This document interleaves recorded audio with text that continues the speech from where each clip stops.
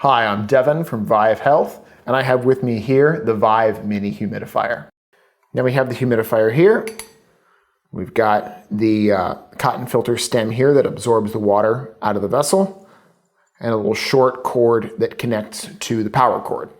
Now when this is running, this will be cool to the touch, so it'll be safe if you need to pick it up or take it out of the vessel, what have you. It doesn't heat up, it doesn't produce steam. Like we said, it's a nice cool mist. So when you get this set up, you'll want to put it into any vessel that's at least 4.5 inches deep, and you want to get the stem here as submerged as possible. We recommend at least 80% submerged in the water. If it's only at like 50% or so, it'll take about a minute for the water to be absorbed up through the cotton filter inside and reach the device. So to get it working easier, to make it work less hard, submerge it as much as you can. When it is fully submerged, it'll work very quietly and it'll run continuously for up to 7 hours of mist. So we've got that there. We'll now connect that to the power cord. Just fasten the two white tips together.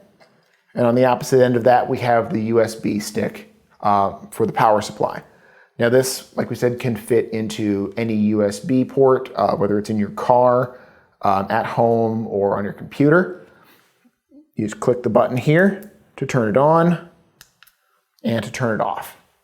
All right, once you have the device set up, you'll press the button on the USB stick to activate the mist. Like we said, that's nice and cool, comfortable, very portable.